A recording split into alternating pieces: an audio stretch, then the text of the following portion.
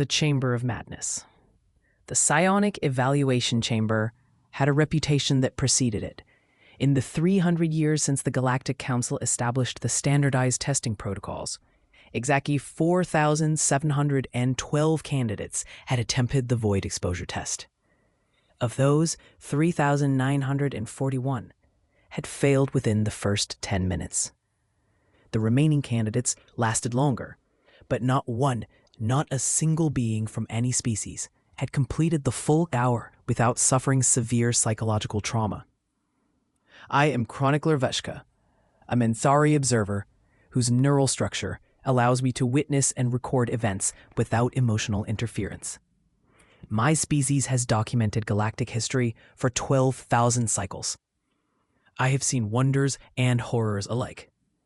But nothing prepared me for what I would witness the day the human applied for psionic certification. Dr. Calethorn, the Trilaxian administrator of the testing facility, stood before the observation window with all 6 of his arms crossed, a posture that indicated extreme skepticism.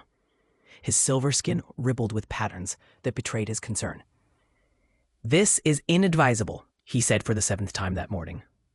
"Humans have no natural psionic abilities. Your species lacks the neural pathways required to interact with the mental plane. Exposing you to the void without proper mental architecture is not just dangerous, it is potentially fatal." The human, Dr. Sarah Chen, smiled patiently. She was a neuroscientist from Earth's Pacific region, specializing in consciousness studies. Her dark hair was pulled back in a simple style, and she wore the standard white examination suit required for the test. "I understand, Neresis Administrator," she replied calmly. "I've signed all the waivers. I've read every incident report from the past century. I know what I'm asking." "Do you?" Calethorn's voice rose slightly. "The void is not merely empty space, Dr. Chen. It is the absence of thought itself. When we expose psionic candidates to it, we are testing their ability to maintain mental coherence in the face of absolute nothingness. Species with natural psionic defenses struggle. Humans have none." Ancient preparation. "Actually," Sarah said, reaching into her small bag, "humans have been preparing for something like this for thousands of years. We just called it by different names." She pulled out a small cushion and placed it on the floor of the examination chamber. And she sat down cross-legged, placing her hands on her knees in a specific position. "What is that posture?" I asked, my recording tendrils capturing every detail. "Lotus position," Sarah explained. "It's used in various meditation practices, Buddhism, Hinduism, Taoism. Earth has multiple traditions dedicated to training the mind to experience emptiness, silence, and the absence of thought." Calethorn's skin patterns shifted to deep purple, confusion mixed with disbelief. "You are saying that human culture has developed mental training techniques for confronting the void? Impossible. The void is a psionic phenomenon. It exists only in the mental plane." "Does it?" Sarah asked. "Or is it a fundamental aspect of consciousness that exists regardless of psionic ability? My research suggests that what you call the void is what Buddhist monks call sunyata, emptiness. What Taoist practitioners call wu-wei, effortless action through non-action. What contemplative mystics call the dark night of the soul. Those are metaphors," Calethorn's hair tefted. "Are they? Let's find out." The administrator looked at me, seeking support. I could offer none. This was unprecedented, fascinating, potentially catastrophic. I would document it all. Entering the darkness. The void exposure chamber was a spherical room lined with psionic dampeners that created a null field, an area where all mental energy was absorbed, leaving only pure consciousness without external input. No thoughts from others. No psychic impressions, no mental scaffolding. Just the raw experience of being aware with nothing to be aware of. For most species, this was terrifying. The mind, suddenly deprived of all external and internal stimulus, would panic. It would create hallucinations, false memories, phantom sensations, anything to fill the void. Without proper psionic training, candidates would break down within minutes, sometimes suffering permanent psychological damage. Sarah Chen entered the chamber alone, The door sealed behind her with a hiss of pressurizing air. Immediately, the psionic dampeners activated. Through the observation window, we could see her sitting in that strange cross-legged position, her eyes closed, her breathing slow and steady. "Void exposure at 10%, Calethorn announced, his voice tight with worry. On the monitors, Sarah's vital signs remained stable. Heart rate 60 beats per minute. Brain activity showing unusual patterns, but no signs of distress. 20%. Still stable. Her breathing had slowed further. I counted only 8 breaths per minute. 30%. This was where most candidates began showing signs of panic, elevated heart rate, erratic brain patterns, involuntary muscle tension. Sarah's readings showed none of these. If anything, she appeared to be relaxing. 40%. Calethorn's hands trembled slightly as he adjusted the controls. This is unprecedented. At this level, even trained psionics begin experiencing disorientation. Her readings suggest she is achieving deeper relaxation. 50%. The halfway point. This was as far as the most talented candidates ever reached before requesting emergency extraction. Sarah Chen sat motionless, her face serene, her vital signs showing a pattern I had never seen before, something between deep sleep and alert wakefulness. The impossible calm. Administrator, one of the monitoring technicians, called out, "I'm detecting anomalies in the null field." "What kind of anomalies?" Calethorn moved to examine the readouts. "The field strength is fluctuating. It's as if something is interacting with it, but that's impossible. The dampeners absorb all psionic energy. There should be nothing to interact with." I moved closer to observe. The technician was correct. The null field, which should have been perfectly stable, was showing rhythmic pulses that matched Sarah's breathing pattern. 60%. Calethorn continued, though his attention was divided between the controls and the mysterious readings. Sarah's brain activity had shifted into patterns that resembled what my species called deep meditation, a state where consciousness remained aware but thought ceased. Humans called it different things. Flow state, mindfulness, transcendence. Whatever the name, it was allowing her to do something that should have been impossible. 70%. At this level, 3 candidates had died. Their minds, unable to cope with the absolute absence of sensory and psionic input, had simply shut down. Catastrophic neural collapse. Yet Sarah's readings remained stable, more than stable. Her heart rate had dropped to 40 beats per minute. Her brain showed coherent patterns despite the crushing weight of the null field. "How is she doing this?" Calethorn whispered. Through the observation window, I could see Sarah's lips moving slightly. She was saying something, though no sound reached us through the sealed chamber. "Can we enhance audio?" I asked. The technician adjusted the sensors. Faint words became audible. "Breathing in, I know I am breathing in. Breathing out, I know I am breathing out." "She is narrating her breath?" Calethorn asked, confused. "No," I said, recognizing the technique from my research into human cultures. "She is practicing mindfulness meditation. She is maintaining awareness of her present moment experience without judgment or attachment. It is an anchor, a way to remain conscious without needing external input." Beyond the breaking point. 80%. The observation room had grown crowded. Other administrators and technicians had heard about the unprecedented test. They watched in stunned silence as the humans sat calmly in conditions that had broken the minds of the galaxy's most talented psionics. 90%.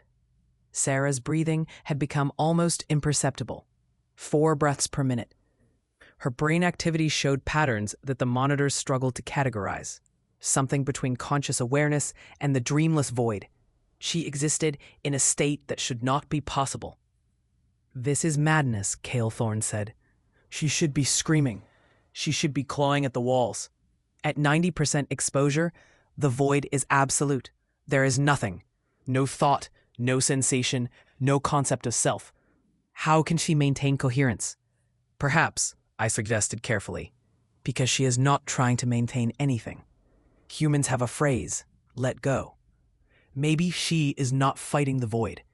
Maybe she is accepting it." 100%. Calethorn's voice cracked slightly. Full void exposure. No psionic candidate has ever survived this level for more than 30 seconds. The null field reached its maximum strength. In that chamber, Sarah Chen experienced what could only be described as the complete absence of everything. No sight, no sound, no physical sensation, no thoughts, and no sense of time or space or self. Pure consciousness facing pure emptiness. The monitor showed her heart rate dropping to 30 beats per minute. Her brain activity flattened into patterns that resembled death, but it was not death. It was something else entirely, something we had never seen. 5 minutes passed. "This is impossible," a technician whispered. 10 minutes. Calethorn had stopped announcing readings. He simply stared at the monitors, his 6 arms hanging limply at his sides. 15 minutes. "She is not experiencing trauma," I observed, studying the data. "She is experiencing what humans call no mind, a state where consciousness exists without content, awareness without object, being without becoming." 20 minutes. Other observers began arriving. Word had spread through the facility. A human was surviving full void exposure. Not just surviving, thriving. After 37 minutes, longer than any candidate in recorded history, Calethorn finally spoke. "This is beyond any protocol. I am terminating the test." His hands moved to the controls. "Wait," I said. "Look at her biometrics. She's stable, more than stable. She appears to be at peace." "Peace in the void? That is impossible," I finished. "Yet we are witnessing it." At the 40-minute mark, Calethorn made the decision. He began reducing the null field strength, slowly bringing Sarah back from the edge of absolute nothingness. 90%, 80%, 70%. Sarah's breathing began to deepen. Her heart rate increased slightly, returning to normal ranges. 50%, 40%. Her eyes opened, not with shock or confusion, but with perfect clarity. She looked directly at the observation window and smiled. 20%, 10%, 0. The null field deactivated. The chamber door unsealed. Sarah Chen stood up slowly, stretching her legs, completely composed and aware. Calethorn rushed into the chamber, medical scanners in 4 of his hands. "Dr. Chen, are you aware of where you are? Can you tell me your name? Do you remember what happened?" Sarah laughed, that gentle, warm sound. "And fine, administrator. I'm aware of everything. I experienced the void. It was..." She paused, searching for words. "Beautiful. Peaceful. Like coming home." "But how?" Calethorn's voice rose in pitch. "You have no psionic abilities. You should have collapsed within minutes. The void should have destroyed your consciousness." "It didn't destroy it," Sarah said simply, "because I wasn't resisting it. I was taught from childhood that emptiness is not absence, it's presence. The space between thoughts is not nothing, it's everything. The void you fear is what we seek." She looked at all of us gathered in the observation room. "You test for the ability to maintain mental structure in the face of emptiness. But what if the secret is not to maintain structure, but to release it, to become the emptiness itself?" The room was silent, except for the soft beeping of medical monitors, all of which showed that Sarah Chen was in perfect health. "Humans have been training for this for thousands of years," she continued. "We called it enlightenment, nirvana, wu, samadhi, union with the divine. Different words for the same experience. Consciousness recognizing its own nature, beyond form, beyond thought, beyond separation." Calethorn slowly lowered his scanners. "You are saying that human meditation practices are equivalent to psionic training?" "No," Sarah corrected gently. "I'm saying they might be more advanced, because we learned to do this without any psionic abilities at all. We trained the mind using only the mind. And in doing so, we discovered something you missed while focusing on psionic power. Consciousness itself is the greatest power. Not what consciousness can do, but what consciousness is." "It didn't destroy it," Sarah said simply, "because I wasn't resisting it.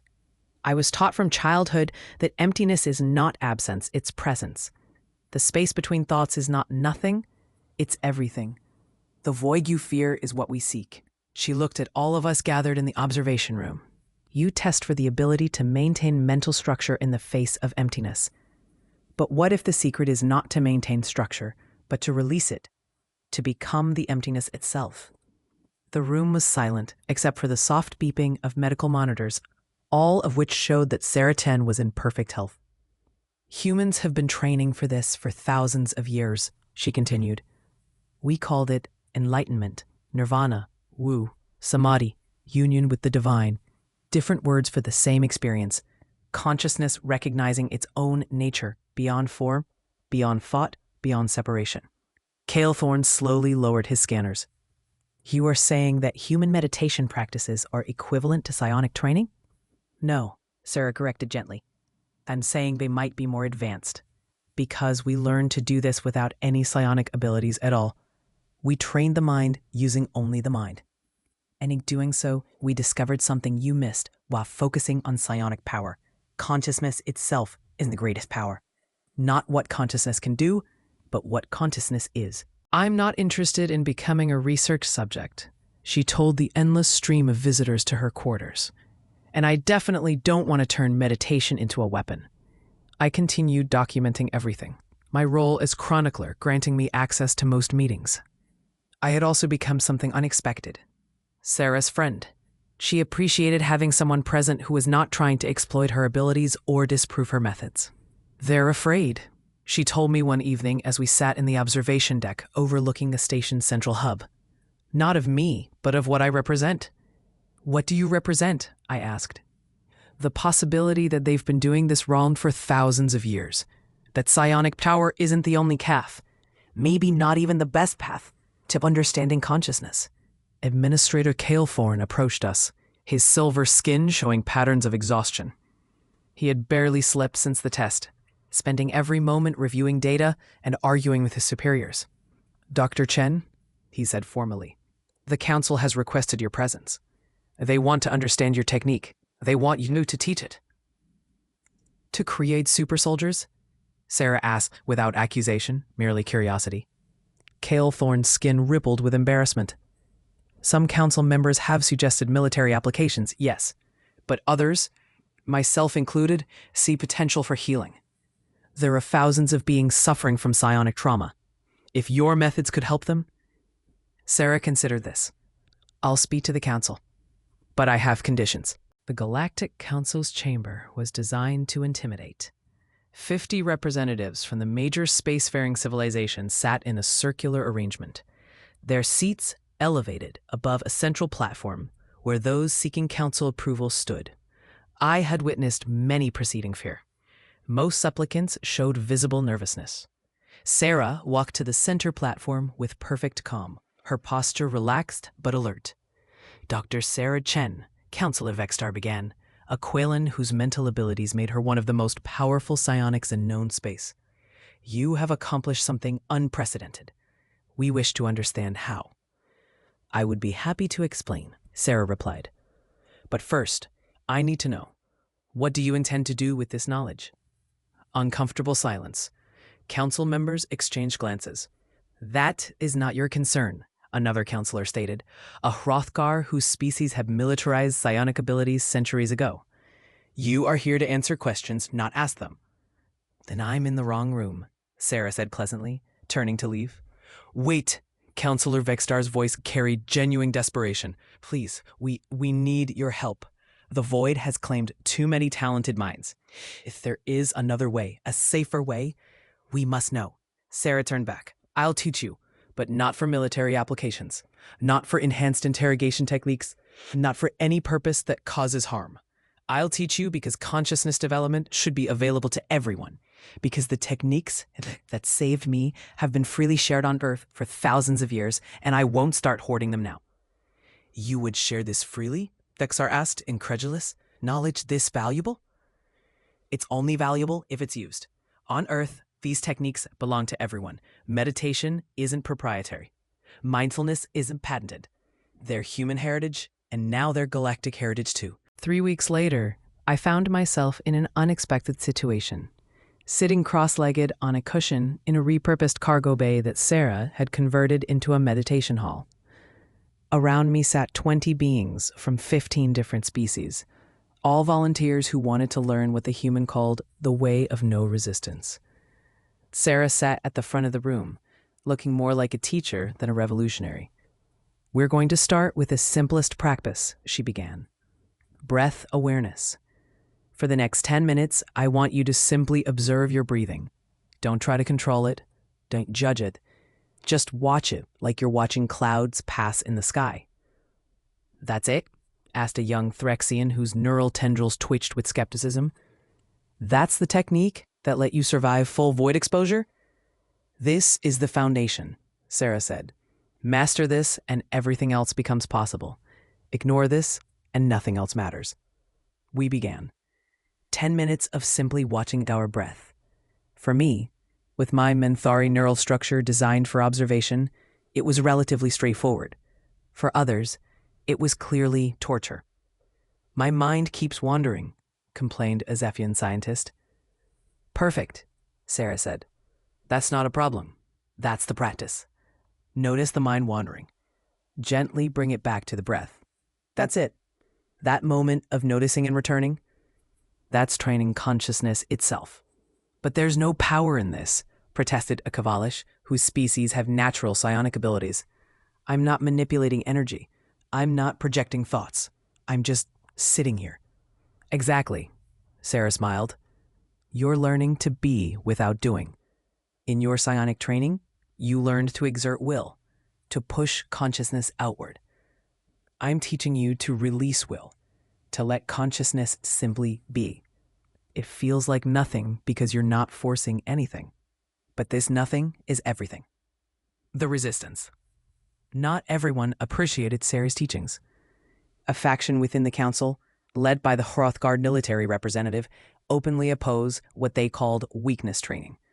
She is teaching our cadets to surrender, the Hrothgar counselor declared in a heated session I was documenting. To accept emptiness rather than fight it. This makes them vulnerable, not strong. Does it? Counselor Vexar challenged.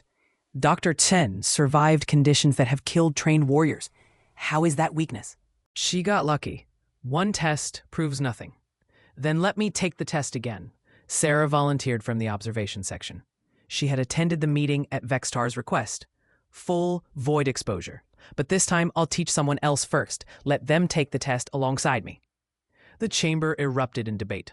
This was unprecedented, dangerous, but also compelling. After hours of argument, the council agreed. Sarah would have 30 days to train a single student. Then both would undergo full void exposure simultaneously. If both survived, her methods would be officially recognized. If either failed, the program would end. The student. Sarah chose her student carefully. Not the most talented psionic, not the strongest warrior. She chose the young Quellan named Treshva, who had failed the standard psionic tests twice and was about to be dismissed from the academy. Why me? Treshva asked when Sarah approached him. I'm the worst candidate in my class. I panic in the null field. I can't control my thoughts. I'm a failure. You're perfect, Sarah said, because you've already learned that trying to control everything doesn't work. Now you're ready to learn something else. They trained every day. I documented their sessions, watching as Sarah guided Treshva through increasingly deep meditative states.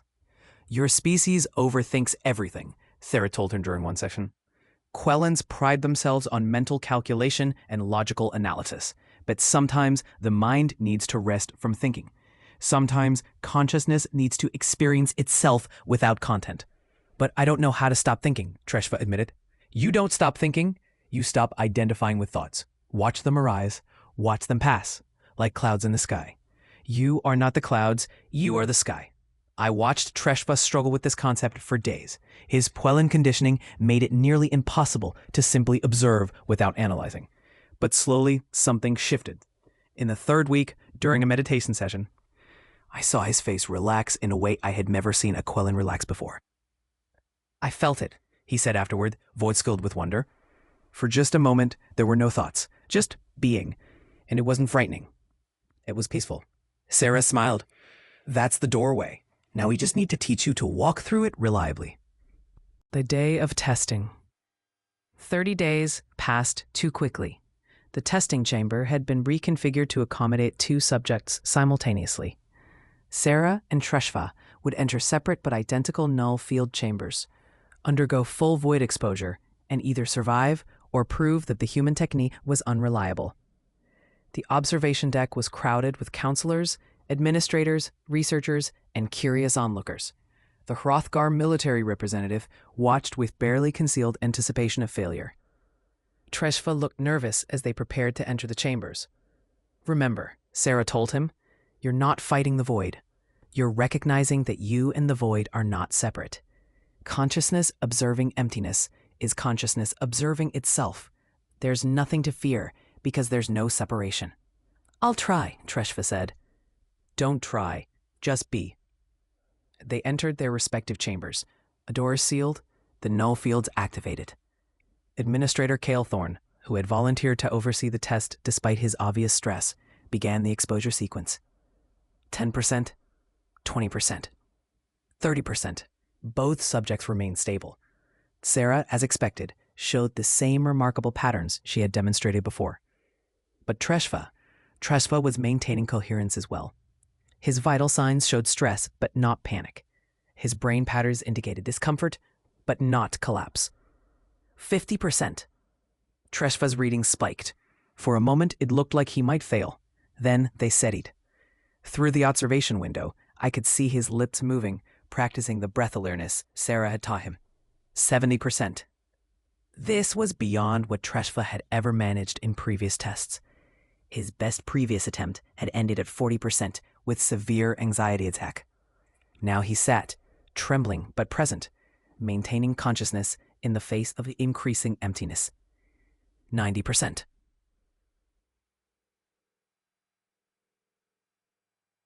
The Hrothgar counselor leaned forward, clearly expecting failure at this critical threshold. Treshva's readings showed extreme stress, but not breakdown. He was approaching his limits, but Sarah's training was holding. 100%.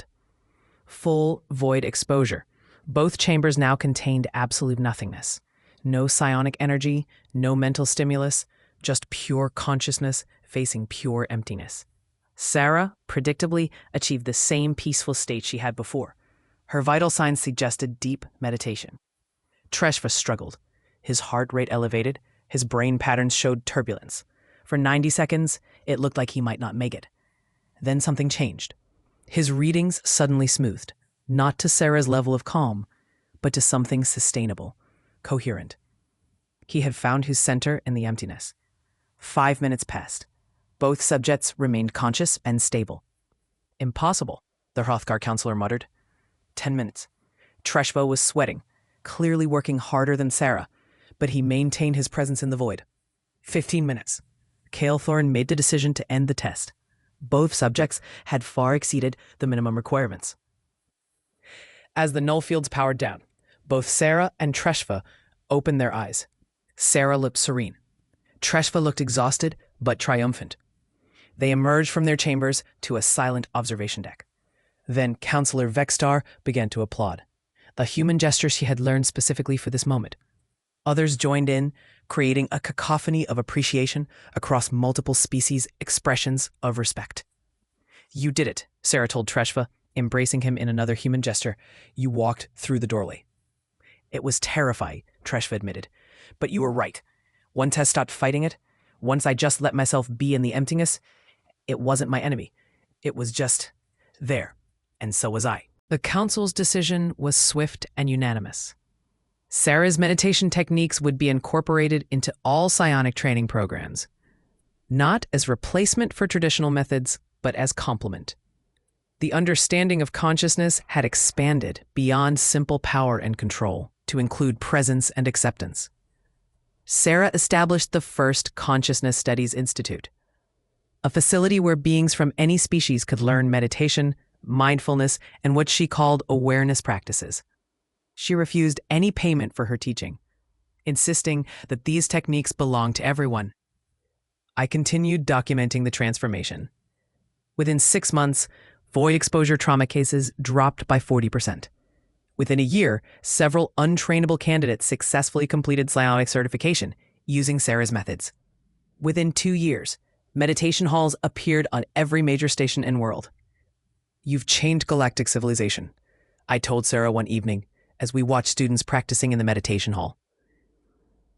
I didn't change anything, she corrected gently. I just shared what humans discovered thousands of years ago. Consciousness doesn't need to be controlled or dominated. It needs to be understood and accepted. The strength isn't in forcing the mind to do what you want. The strength is in recognizing what the mind already is. And what is it? Sarah smiled. Emptiness and form, silence and sound, being and becoming, everything and nothing, all at once. The void you feared isn't separate from consciousness. It is consciousness, in its most fundamental state. Once you stop running from it, you discover it was never the enemy. It was always home. The legacy. 10 years after Sarah Ten's first void exposure test, I compiled my final report on her influence. The numbers were staggering. Psionic trauma cases reduced by 73%. Previously impossible candidates achieving certification. 42% success rate. Military conflicts resolved through negotiation rather than psionic combat. Increased by 38%. Overall, galactic well-being indices improved across all measured categories. But numbers couldn't capture the real change. Couldn't document the Hrothgar warrior who learned to meditate and became a peace negotiator. Or the Threxian scientist who discovered breakthrough physics equations during meditation sessions. Or the countless beings who simply learned to be present with themselves without fear. Sarah Chen never sought recognition. She refused medals, honors, and titles. She simply taught, day after day, sharing techniques that had sustained humanity through millennia of struggle and discovery. They warned me the void would break my mind, she told me during our final interview, before I moved on to document other events.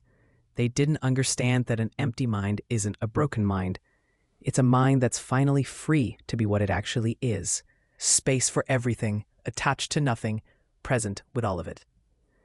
What will you do next? I asked. She smiled that warm, peaceful smile.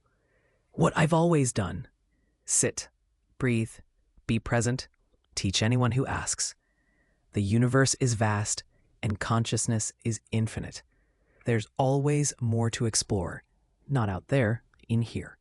She tapped her chest. This is the final frontier. The last mystery. And it's available to everyone, every moment, if they just stop running long enough to look. As I left Earth's diplomatic station for the last time, I reflected on the greatest truth I had documented my centuries of chronicling. Sometimes the most powerful discoveries aren't new technologies or devastating weapons. Sometimes they're ancient practices that remind us what we've always been beneath all the noise and struggle. Consciousness itself, aware, present, free. The void had not broken the human mind. The human mind had recognized the void as itself, and in that recognition, everything changed. The end.